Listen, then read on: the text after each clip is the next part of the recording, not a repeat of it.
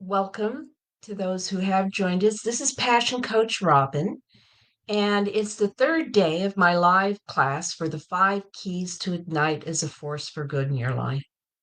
And I really do appreciate those of you who've joined me today, despite it being a Sunday. And I hope my message will fill your soul as Sundays are meant to do. Well, yesterday I enjoyed sharing a very short visualization to support you in discovering your why. Your why you're interested in inner development, personal growth, and expanding into a new life of fulfillment, purpose, and joy. And sometimes people say, well, duh, why not? But the truth of the matter is, we really do need to find that deeper why, because often if we don't, we have a tendency to stop in midstream when life happens. Challenges come up, things divert our attention, and we get stopped, and it becomes lower on the priority list. But if we really know our deepest why we want to go down this path, if we really know at a gut level why we're doing this. When those other things happen, it remains a priority for us, and we have less of a chance of backsliding. Anyway, the reasons are infinite, so it's just an important exercise to go through. Marianne Williamson, if you know who that is, has a very famous quote from her book, A Return to Love, and I'd like to read that to you. Our deepest fear is not that we are inadequate. Our deepest fear is that we're powerful beyond measure. It's our light, not our darkness, that most frightens us. We ask ourselves, who am I to be brilliant, gorgeous, talented, and fabulous? Actually, who are you not to be? You are a child of God. Your playing small does not serve the world. There's nothing enlightened about shrinking so that other people don't feel insecure around you. We are all meant to shine as children do. Isn't that interesting? Children don't think about it, they do just shine. We were born to make manifest the glory of God that is within us. It's not just in some of us, it's in everyone. And as we let our own light shine, we unconsciously give other people the permission to do the same. As we are liberated from our own fear, our presence automatically liberates others. I love that quote, and I think it is so true. So true. And it doesn't matter what your definition of God is. And we've talked about that in prior presentations, but it really doesn't matter. The light is important for all of us. It's in all of us to express that. So the greatest gift you can give to others, whether they're those you love, those you lead, friends or work colleagues, that gift is to grow into your own potential so that you have your own purpose for being and can help them achieve the same thing. That's the goal. That's the goal, to be the best you can be so others are inspired to do the same. Let's look at it, and forgive me, because for people who are new and haven't been here before, I'm a bit of a science geek. That was my background in college. And so I always work to relate what we're talking about back to the proven facts. Well, Darwin shared his theory of natural selection, of course, underpinning the whole belief on how we evolve, how everything living on Earth has evolved. And as pressures grow, placing greater demands on an organism to survive, it changes or it evolves to meet those pressures to be successful in life. Eckhart Tolle, I have his book around here somewhere, but that's okay. Eckhart Tolle views it from a more universal perspective in his book, A New Earth. He also wrote The Power of Now and many others. They're excellent, and I recommend them all to you. As we evolve, our consciousness or our awareness evolves with us, making us more aware of natural forces. Think about that. Energies that are unseen and connections that form our lives. Mathematicians and physicists are theorizing today about string theory, about multiverse possibilities, and they're constantly in the Big Bang on TV. They're constantly testing those theories mathematically and with massive, massive tools like the particle collider in just outside of Geneva. It's called the Large Hadron Cellular Collider outside of Geneva. And they've even tested and theorized the possibilities of time travel. So, as our minds have grown, as our evolution has proceeded and our minds have evolved, our sciences have facilitated massive, massive growth of technology. And we're now placing unheard pressure, as we all know, on our physical world. There's massive growth of cities, transportation. It all impacts our climate changes that are, geez, this winter, I can't get over some of the stuff that's going on around the world with regards to climate.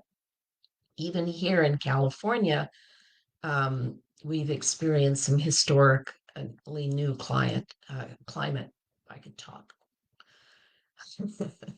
Also, oceanic chemistry has changed. And as we plow deeper into the Earth's crust, there's geographic upheaval. The volcano in Hawaii, and there's been a volcano in Southeast Asia, and there's been volcanoes and earthquakes seemingly more frequently.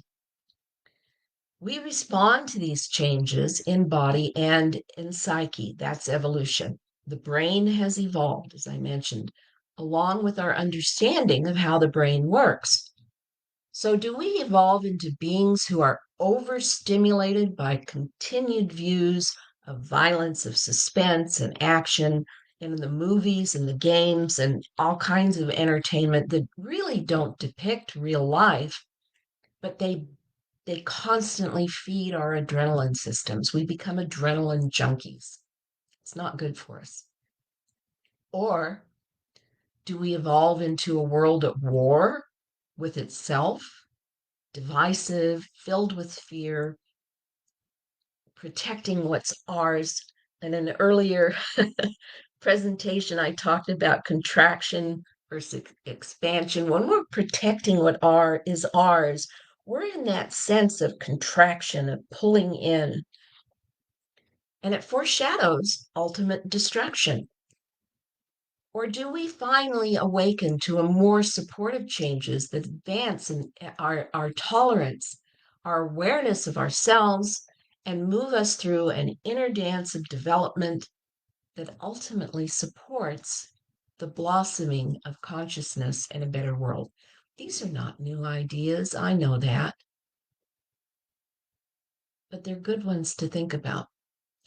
Looking back at history, at the Revolutionary Wars, the plagues, the famine, the religious wars, where do you want to land? Do you want to land on being right, which is part of what war is all about, or being together to form a better outcome? The choice is ours, and we are right now at a tipping point. And what I really want to emphasize right now, women more than ever in history are at the core of this change. There's multiple origin stories that have been orally passed so that it's really hard to know exactly when and where they began. One such story predicts that in the first century of the third millennium, which is exactly where we are, by the way, we're in the third millennium, and in the first century, women will claim their power to save our future. That's a prediction that goes back, I don't know how long, thousands of years. Another origin story talks about the wings of an eagle. okay, who birthed the earth. One wing, the stronger of the two, represents the male influence. It's stronger and even overdeveloped because, of course, thousands of years, the role of man was crucial to our own safety and survival. But that's changed. History has moved forward, and that strength that dominated women, the patriarchy, has made the other wing, the feminine, weaker. As a result, the eagle can't soar due to this inequity. In fact, I want to bring up some surveys. One that was done, gosh, at least it may be as long ago as 2 decades ago, but there have been new ones since then, and a lot of research and statistics that prove this, that women are the core to change worldwide. It's a given. It's the women in the communities that make things happen. We have the innate drive to nurture, to grow, to bring our communities together as safe places for our children. We may not thrive in the patriarchies, although we try. We've been competing with the men, trying to be more like them. It doesn't work, as evidenced by the statistics, more research. Women still make less than a man, still do not, as a whole, reach the levels of power that men do. They fail at the same rate to become millionaires and billionaires. And recently, and I forgive me for getting political here, but we've begun losing our rights again despite the Me Too movement just back in 2017 and others. But we do thrive as women by recognizing our inner strength to endure that change, to recognize truth, and to vision a future of love, of life, of collaboration to achieve the common good. Again, my intent is not to encourage political debate, but to draw attention to these characteristics that are attributed to the feminine side. And for any men that may be watching this, I'm not denigrating men. I think you all play an extremely important role. What I'm saying is the balance, it's out of balance. And even within the individual, our feminine and our male side can be very much out of balance. And it's important to bring that feminine side back into balance. It's the key to regain balance. One of the most effective places to start, and also is attributed to the feminine side, is forgiveness. It's an attribute that starts with ourself and expands into forgiving others.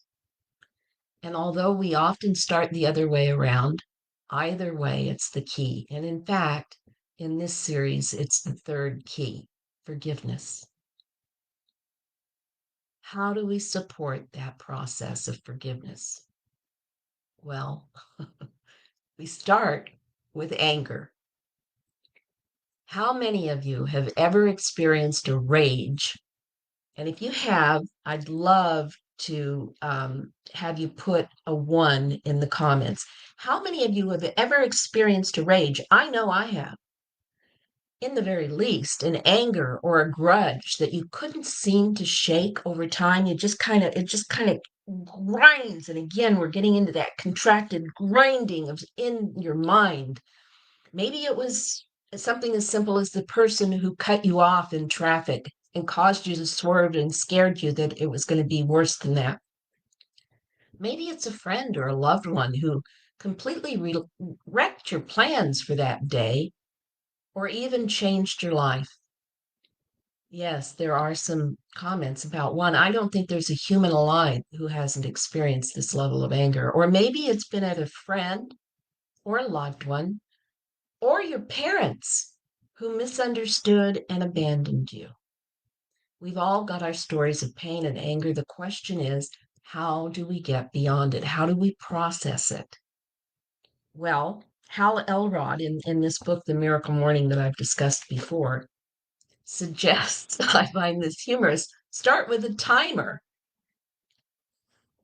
It may be oversimplified, but I think it's a good idea. Instead of allowing yourself to go on for hours and days and years angry at something that happened or someone, which is more destructive to yourself than to anybody else, set a timer that allows you to rage and be angry for 5 minutes. That's all you got.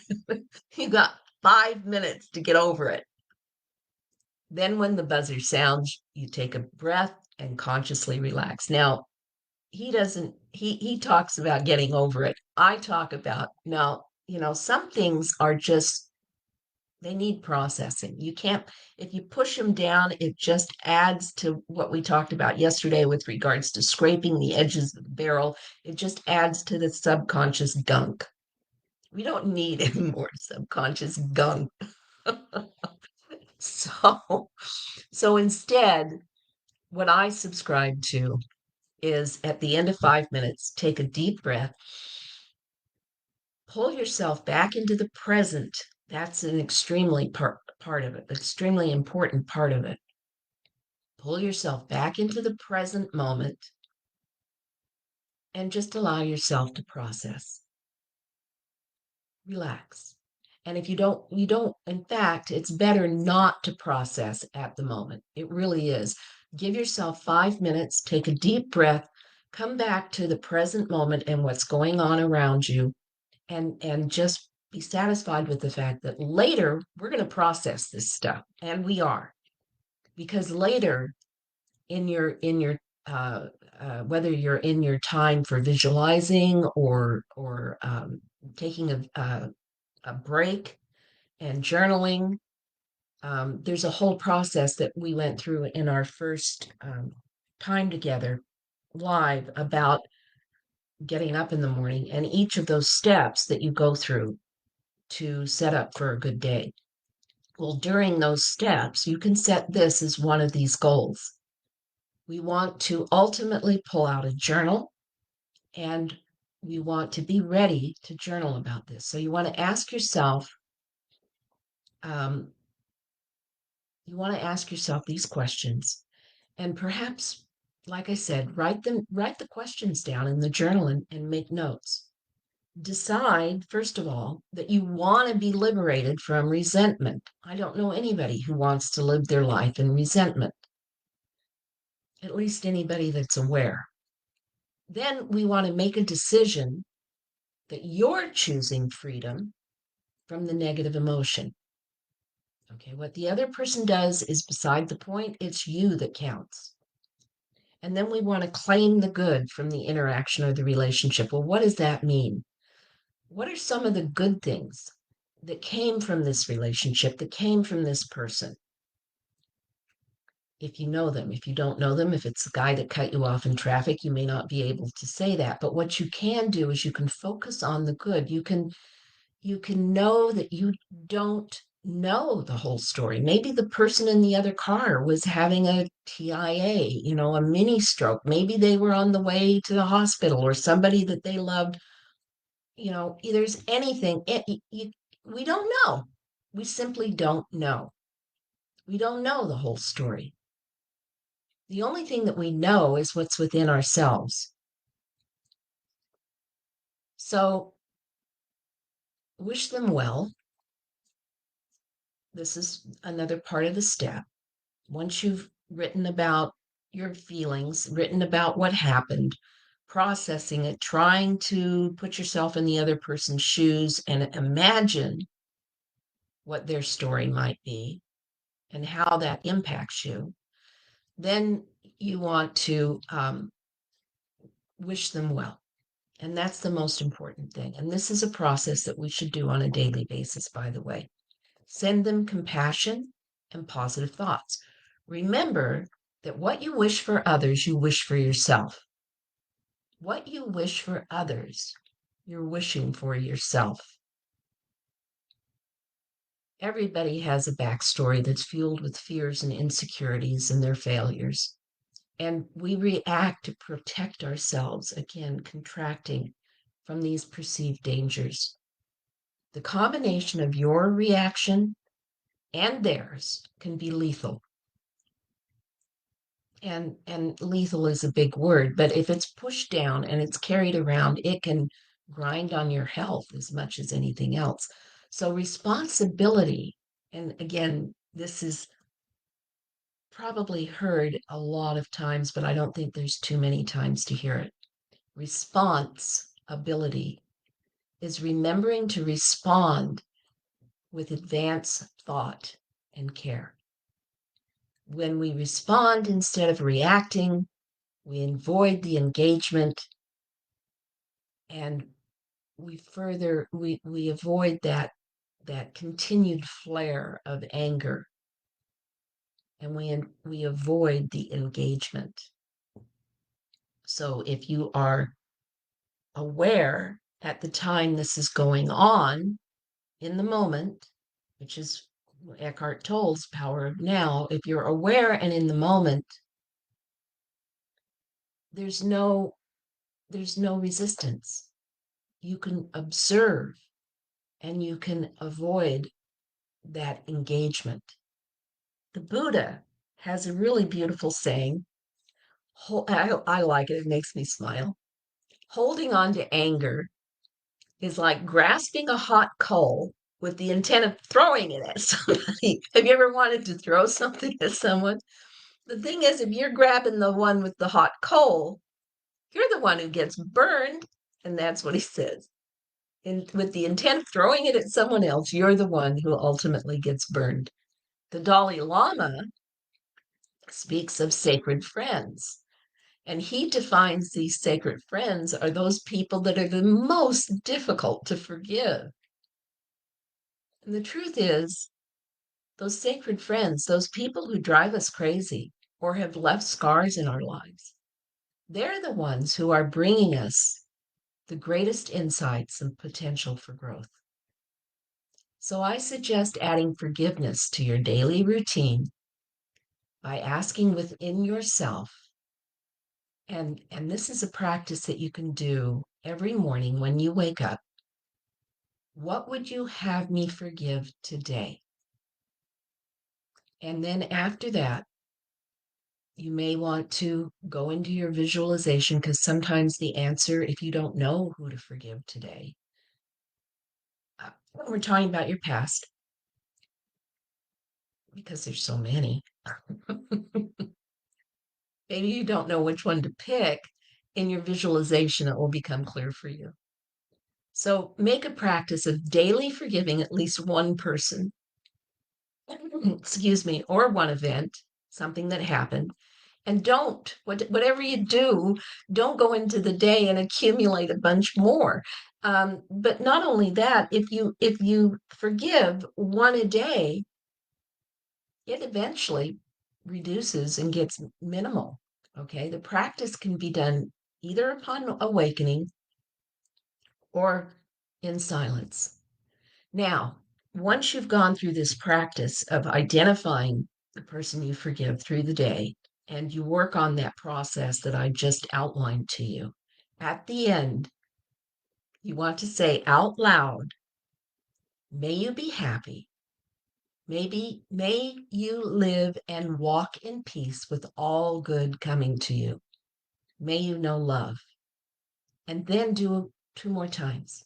Once using I. May I be happy. May I live and walk in peace with all good coming to me. May I May I know love. And then do it a third time using we. May we be happy. May we live and walk in peace with all good coming to us. May we know love. Forgiveness is a decision. And you'll know when you've truly forgiven because you'll start feeling at peace. If you're not feeling at least an improved sense of peace, repeat that same person or event the next day. But don't forget to add a new person in response to what would you have me forgive today. And that's what I mean with not accumulating too much. If we don't forgive on a daily basis, it accumulates. We need to focus on now without wandering too far into the future. Again, I bring up The Power of Now and Eckhart Tolle. Another writer, Stephen Levine, comes at this from a completely different perspective. He's written some really powerful books about death, something that often we don't want to talk about. One book is called On Death and Dying, and another is called A Year to Live. So bear with me for a moment longer about the subject of death. In the latter book by Levine, A Year to Live, he talks about his year-long experiment by pretending that he's been given a prognosis of just 1 year to live. He introduces this concept by drawing our attention to the fact that we seem to be preparing every day to die instead of living. What do I mean by that? We look forward and constantly jumping forward again instead of staying in the now. We imagine the worst: running out of money, losing our home, wrecking our car, getting into poor health, having accidents, our insurance is lapsed. You know, then there's always the news, the fear of war, the fear of death, and worrying, what if? What if? What if, what if you discovered you only had 1 year to live? What would you do? Especially if there was no medical treatment available. How would you spend that year? I invite you, really, another journaling exercise. I invite you to pick up the journal and think about, what would I do if I only had 1 year to live? In fact, I think that's a powerful exercise, and everyone should do it. Would you spend that year worrying about how you look or who's saying what about someone else? Would you be spending time worrying about money? Or would you be angry? You know, what do you think? Um, what would your focus be? According to Levine, people he interviewed who were given a prognosis of 1 year to live reported an initial tightening of fear. There was a sudden release in their gut, however, not very long later, that gave them this sense of spaciousness. And in fact, one person that he talked to said, as what the doctor said really sank in, I could feel something heavy beginning to lift. I felt as if I was free to live my life at last. Bizarrely, life had never felt so safe. Maybe I'm crazy, but I felt more freedom and love in that moment than I had in some time. Interesting. Again, in the Miracle Morning, Hal Elrod actually faced death twice. The first time with a head-on collision that he was actually pronounced dead for 6 minutes, and then was revived and told he'd never walk again. He overcame that. And then just 17 years later, when he was 37, he was diagnosed with a rare form of cancer that only had a 30% chance of survival. Well, he's in remission and he's doing well. In his book, he mentions a study by Cornell University. It's hard for me to even imagine this. Thousands of people were interviewed worldwide, and those people were interviewed when they were on their deathbed.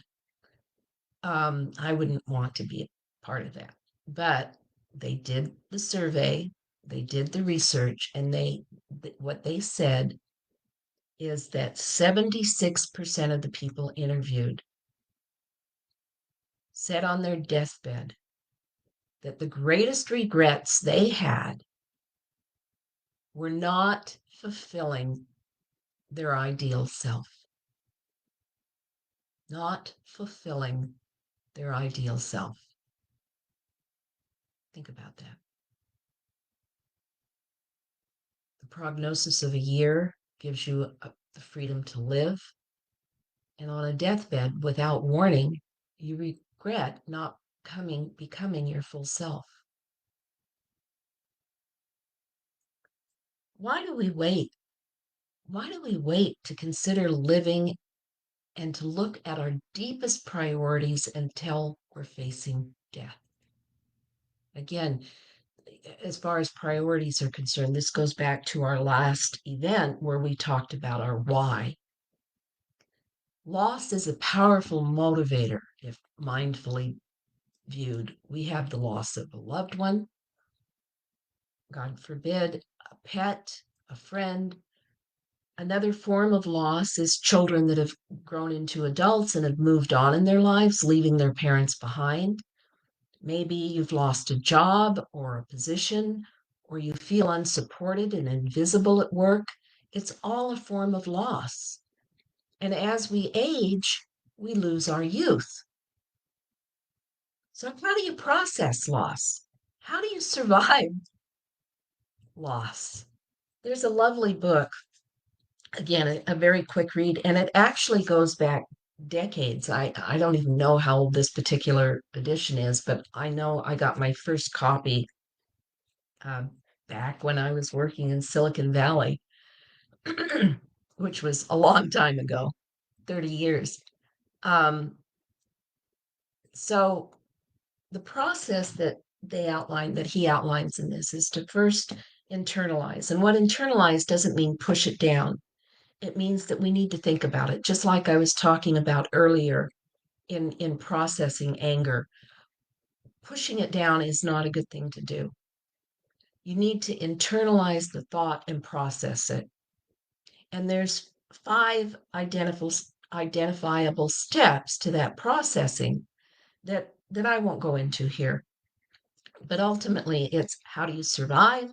How do you process? And how do you grow? Ultimately, in my opinion, we also need to learn to celebrate. More people are doing that these days when their loved ones dies. They celebrate the life. But we can also celebrate the forward movement that the loss has opened up as a new path. Celebrate the life past and what we learned from that person or event, and celebrate the opportunity for us to grow from it. Heartbreak Heartbreak is fertile ground for growth. I've digressed a bit from forgiveness, but in truth, it all relates. Forgiveness truly starts with yourself, and self-forgiveness is the kind that's often wrapped up in loss. It's taken me years to forgive myself and to forgive my dad for dying. It's taken me years that I'm still working on for things that I did while I was unconscious. In other words, I wasn't present, I wasn't aware. But, you know, when you recognize that, when you recognize that, hey, I wasn't conscious back then. I wasn't aware of what was going on around me. I didn't know. I just reacted instead of that response ability. We often hit ourselves for not being responsible. But the fact of the matter is, we're human. Things come at us from different angles. We take arrows in emotionally that weaken us, and we forget.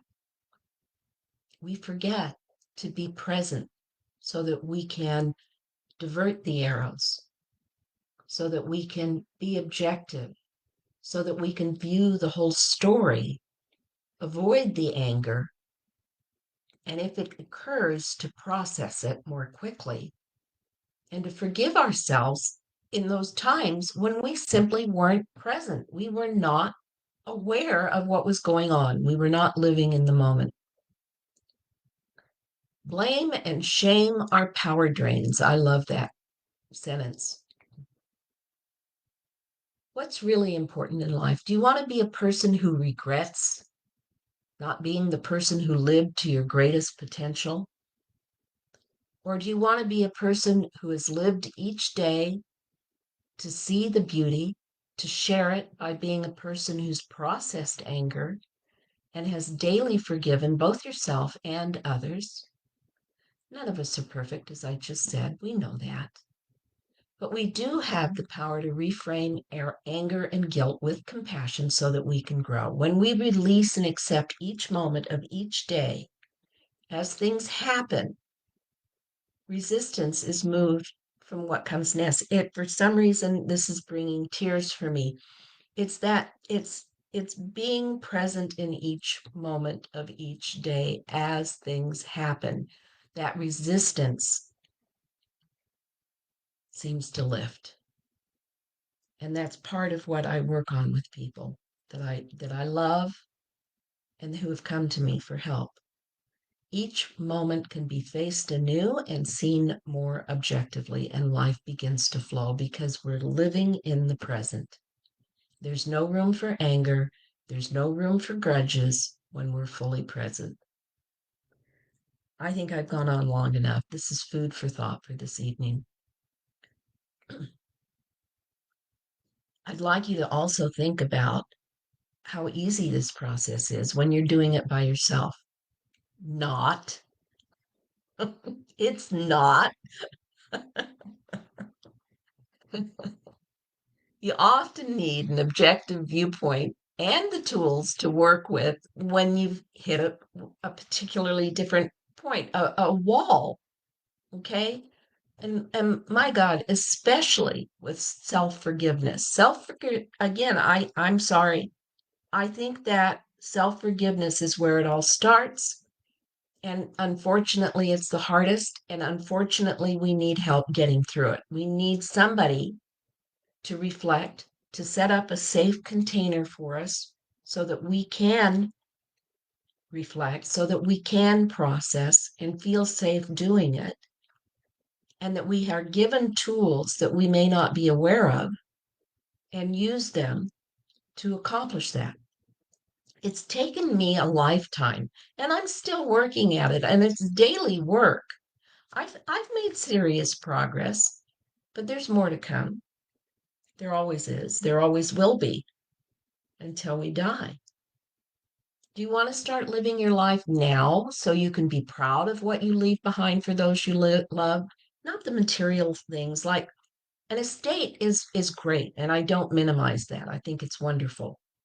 But things like that get old, they get thrown out, they get sold or lost. I have to remind myself of that because I'm a very sentimental person and I do tend to keep a lot of things, but they're not helping me. Being a genuine role model of how to live your life in peace, beauty, love for each day lasts forever in the minds of those you leave behind. Maya Angelou said, people will forget what you said, people will forget what you did, but they will never forget how you made them feel. Let's not have regrets in the end. Are there any questions or comments? It's a very private conversation, and that's why the link that is pinned into I believe it's pinned into the comments, is about making a private call with me. Um, thank you. And that private call is designed to help you refresh your life, to help you determine the next steps. So use it now. Don't wait. I've opened my calendar for the next 7 days, but schedule it now before it fills up. And not only that, why delay? Why procrastinate on something like this?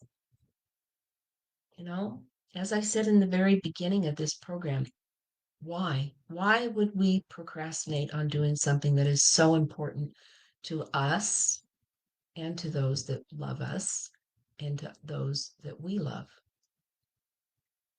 Thanks for joining me, despite it being a Sunday.